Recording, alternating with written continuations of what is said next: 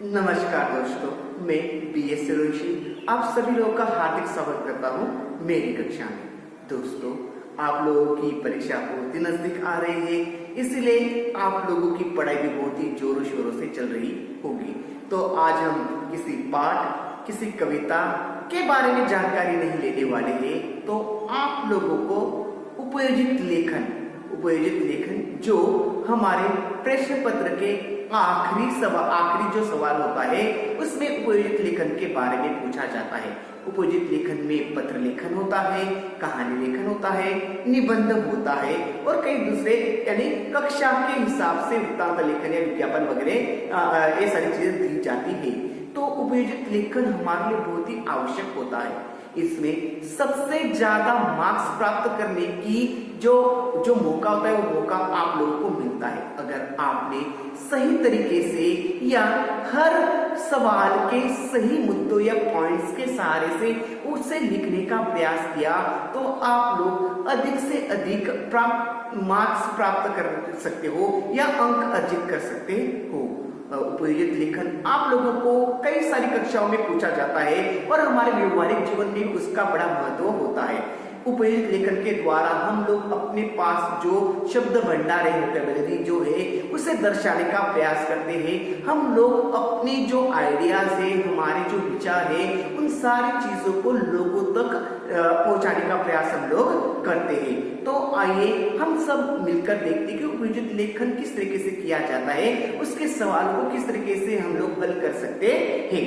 तो सबसे पहले हम देखते हैं कि हमें पूछा जाता है वो होता है पत्र लेखन। अब पत्र लेखन आखिर होता क्या है? पत्र यानी एक ऐसा जरिया होता है जिसके जरिए हम लोगों के साथ अपने विचारों का आदान प्रदान कर सकते हैं।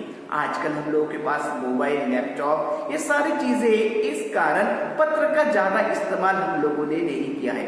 लेकिन जब ये सारी चीजें नहीं थी तो लोग पत्र का इस्तेमाल कर अपने रिश्तेदार, दोस्तों से अपने विचारों का आदान प्रदान करते थे या उनका हालचाल पूछने का प्रयास करते थे। प्रत्येक व्यक्ति ने अपने जीवन में कभी ना कभी किसी ना किसी को पत्र जरूर लिखा होगा। पत्र के द्वारा विचारों का आदान प्रदान होता है, लोगों के समाचार प्राप्त होते हैं या नई बातों की जानकारियां हम लोगों को मिलती है। पत्र लिखना एक कला है, सच में पत्र लिखना एक कला है जिसके अंदर हम अपने विचारों को, अपनी भावनाओं को दूसरे लोगों तक पहुंचाने का काम करते हैं। पत्र अच्छी शैली और शुद्ध भाषा में लिखना अति आवश्यक होता है। साथ ही साथ अंतः पत्र लिखने की जानकारी हर छात्र को आनी ही चाहिए, इसलिए पत्र लेखन एक हिस्सा हमारे उपयोजित लेखन में भी होता है। अब पत्र के दो प्रकार होते हैं जो आप लोगों ने देखे हैं। पत्र कितने प्रकार के होते हैं? पत्र दो प्रकार के होते हैं। पहला जो प्रकार होता है उसे अनौपचारिक कहते हैं।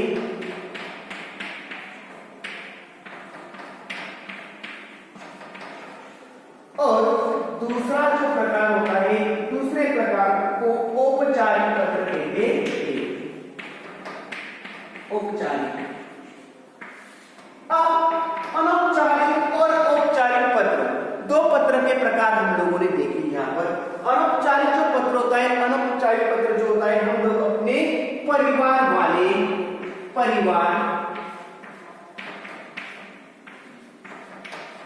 रिश्तेदार या मित्र को लिखते हैं उसी तरीके से औपचारिक पत्र जो होता है वो आवेदन पत्र या फिर शिकायत पत्र या व्यवसायिक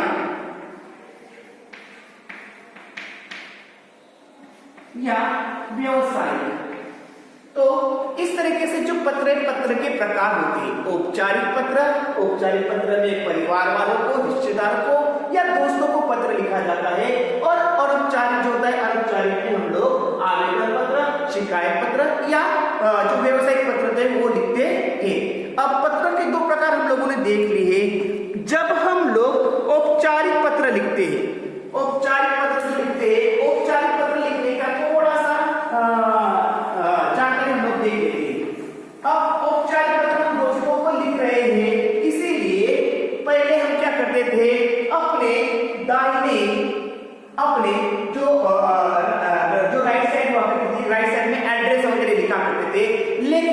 नए नए नियमों के अनुसार अब हम लोगों को लेफ्ट साइड में ही एड्रेस लिखना पड़ता है। ओके, अब जब आप औपचारिक पत्र मित्र को या किसी को लिख रहे हो तो उसमें एड्रेस लिखने की आवश्यकता नहीं है, सीधे दिनांक से आप शुरुआत कर सकते हो। ओके, अब यहां पर जो पत्र की शुरुआत होती है वो अभिवादन और संबोधन, अभिवादन और संबोधन से होती है। अभिवादन और संबोधन जो होता है दोनों चीजें रिश्ते के या उम्र के हिसाब से किए जाते हैं। बड़े होंगे तो उन्हें आदरणीय, सम्माननीय, पूज्य अभिवादन में, संबोधन में साष्टांग नमस्कार, सप्रेम नमस्कार। ओके, अगर हमसे छोटे होंगे या हमारे हमउम्र होंगे तो अभिवादन में प्रिय लिखा जाएगा और संबोधन में सप्रेम नमस्कार लिखा जाएगा। फिर उसके बाद जो मुख्य विषय होता है, यानी आप किस विषय में अपने रिश्तेदार को पत्र लिख रहे हो, उनकी तबीयत की जानकारी लेने के लिए, उनके जन्मदिन पर उन्हें बधाई देने के लिए और कई सारे मौके। और आपकी जो होती है समाप्ति, समाप्ति की जो होती है जहां पर आपका, तो वो भी हम लोग लेफ्ट साइड में ही लिखेंगे, लेफ्ट साइड में ही लिखेंगे। जो नाम होगा एक्स वाई जेड, जो नाम होगा वो आपको लिखना पड़ेगा। ये तो हो गई जो घरेलू पत्र जो हम लिखते हैं अपने परिवार वालों को या बाकी लोगों को, तो उसके लिए अब हम देखते हैं कि जो औपचारिक पत्र होता है, औपचारिक पत्र किस तरीके से लिखा जाता है। तो औपचारिक पत्र लिखते समय आप लोगों को ध्यान में रखना है, जो आपको सवाल मिलेगा उस सवाल में जिसको आप पत्र लिख रहे हो उसका भी एड्रेस होता है और जो पत्र लिख रहा है उसका भी एड्रेस होता है, दोनों का एड्रेस होता है। अब हम लोगों ने देखा कि जो एड्रेस होता है, जो पता होता है, हम लोग राइट साइड में नहीं लेफ्ट साइड में लिखते हैं। तो पहले जिसे हम पत्र लिख रहे हैं, जिसे हम पत्र लिख रहे हैं उसका पता होता है, जिसे पत्र लिख रहे हैं उसका पता हम लोगों को लिखना है, उसका पता हम लोगों को लिखना है। अब नेक्स्ट आता है विषय, सब्जेक्ट। नेक्स्ट क्या आता है? विषय। तो विषय, विषय जो भी हो, सपोज आप लोग आपके मोहल्ले में जो गंदगी फैली है उसकी शिकायत आप नगर पालिका के अध्यक्ष को लिख रहे हो, तो विषय होगा मोहल्ले में फैली गंदगी विषय के बारे में। ओके, ये विषय हो गया। अब जो अभिवादन या संबोधन होता है, अब जो हम औपचारिक पत्र लिख रहे हैं, व्यवसायिक पत्र, शिकायत पत्र जो भी लिख रहे हैं, उसमें उन लोगों को हम जानते नहीं है, पहचानते नहीं है, इसलिए उनके लिए महोदय ही इस्तेमाल किया जाता है, महोदय। अब यहां पर एक बात और मैं क्लियर कर देना चाहता हूं आप लोगों को। कई बार हम लोग एप्लीकेशन लेटर लिखते हैं या हम लोग अर्जी देते हैं अपने क्लास टीचर को 3 दिन की छुट्टी मांगते हुए, 5 दिन की छुट्टी मांगते हुए, तब उन्हें हम जानते हैं, इसलिए अभिवादन और संबोधन में फर्क आ सकता है। आदरणीय, पूज्य, वैसा हम लिख सकते हैं, लेकिन जिन लोगों को हम जानते नहीं है उनके लिए महोदय का इस्तेमाल किया जाता है। एड्रेस लिखा जाता है, विषय होता है, संबोधन होता है। अब आप पत्र का जो विषय है, main body of the letter, वो लिख लीजिए। जो शिकायत है, शिकायत क्या है, उस बात की वजह से क्या हो रहा है, जैसे कि गंदगी फैली है, आप इस एरिया में रहते हो, वहां पर सफाई कर्मचारी कचरा उठाने के लिए नहीं आते हैं, तो वहां पर मच्छर मक्खियों की वजह से या दुर्गंध की वजह से पूरा मोहल्ला परेशान हो गया है।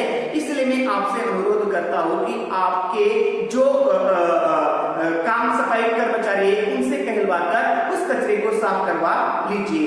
अब लेफ्ट साइड में ही भवदीय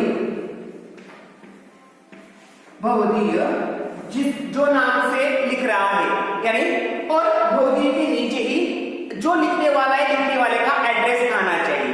भवदीय के नीचे जो लिखने वाला है उसका एड्रेस आना चाहिए।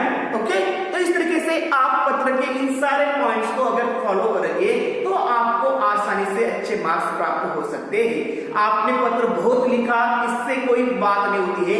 आपने पत्र के जो पॉइंट्स होते हैं उन्हें किस तरीके से फॉलो किया, उनके ऊपर आपको मार्क्स मिलते हैं।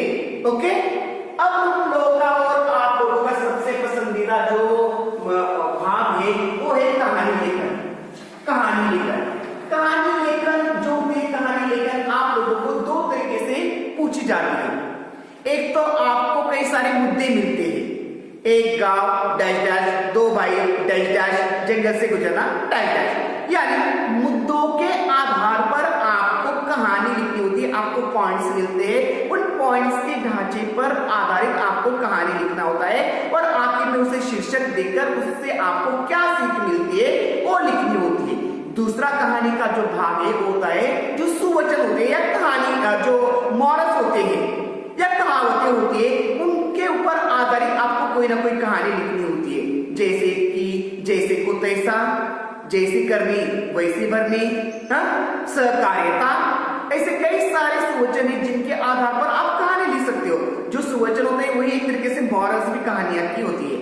अब आपने ढांचे के आधार पर कहानी लिखी क्या और सीख के आधार पर कहानी लिखी क्या, एक जैसी बात होती है। सिर्फ फर्क इतना होता है, यहाँ पर आपको पॉइंट्स मिलते हैं, यहाँ पर आपको डायरेक्टली मॉरल मिलता है। मॉरल के आधार पर आपको कहानी लिखनी होती है।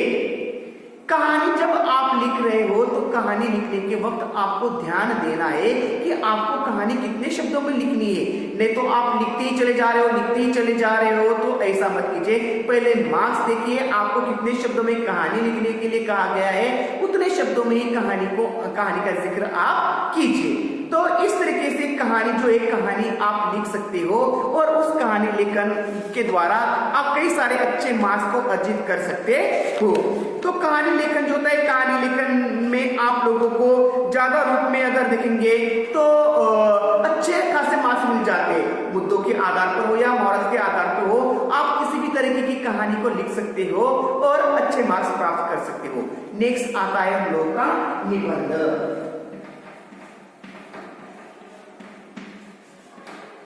निबंध लेखन जो होता है, निबंध लेखन हम लोगों के लिए सबसे आखिरी सवाल होता है। अब निबंध जो होता है, निबंध के जो होते हैं कई सारे प्रकार हम लोग को देखने को मिलते हैं, लेकिन हम लोग आम रूप में 5 जो प्रकार होते हैं निबंध के, उन निबंध के 5 प्रकार को देखते हैं। उनमें से जो पहला है वर्णनात्मक। वर्णनात्मक का मतलब होता है जिसमें आप किसी चीज का वर्णन कर रहे हो। जैसे कि आप किसी प्रेक्षणीय स्थल पर गए थे, बगीचे में गए थे, नदी के किनारे गए थे, वहां का जो वातावरण है उस वातावरण का वर्णन आप अपने शब्दों के द्वारा कर रहे हो, वर्णनात्मक। दूसरा होता है विवरणात्मक। विवरणात्मक मतलब जो होता है कि आप विवरण दे रहे हो उस चीज के, उस संबंधी विषय का। नेक्स्ट जो है विचारात्मक, यानी आप आपके विचारों को स्पष्ट कर रहे हो, आप अपने विचारों को दर्शाने का काम कर रहे हो। यानी जैसे कि यदि कंप्यूटर ना होगा, यदि मोबाइल ना होगा, तो आप अपने विचारों को स्पष्ट कर रहे हो उसके द्वारा। नेक्स्ट है कल्पना प्रदान। कल्पना प्रदान जहां पर आपको कल्पना करनी है, आपको इमेजिनेशन करनी है और आपकी इमेजिनेशन के द्वारा आप उस चीज के बारे में लिखते हो। नेक्स्ट वन इज आत्मकथा, ऑटोबायोग्राफी। आप किसी चीज की कथा, आत्मकथा लिख रहे हो, जैसे कि फटी पुस्तक की आत्मकथा, पेड़ की आत्मकथा, यानी पेड़ के विचार आप अपने शब्दों के द्वारा, आप अपने भाषा के द्वारा लोगों तक पहुंचाने का काम कर रहे हो। निबंध आप लोगों को लगभग 6 या 7 मार्क्स के लिए पूछा जाता है। तो निबंध लिखते वक्त आप लोगों को सही तरीके का इस्तेमाल, विषय को समझिए, उसके बाद आपके मन में उसके प्रति जो विचार है वो विचारों को बनाइए और उसे लिखने का प्रयास फिर आप लोग कीजिए। इस तरीके से उपयोजन लेखन लिखकर आप अच्छी तरीके से मार्क प्राप्ति कर सकते हो, जो आपके स्कोर को या परसेंटेज को बढ़ाने में बड़े कारगर साबित हो सकते हैं। तो आप अगर चाहे वो निबंध हो, चाहे पत्र लेखन हो या चाहे कहानी लेखन हो, इन सारी बातों का सही तरीके से इस्तेमाल करोगे या सही बातों का ध्यान रखोगे तो आप परीक्षा में अच्छे नंबर पा पाओगे। तो सभी बच्चों को परीक्षा के लिए हार्दिक शुभेच्छाएं।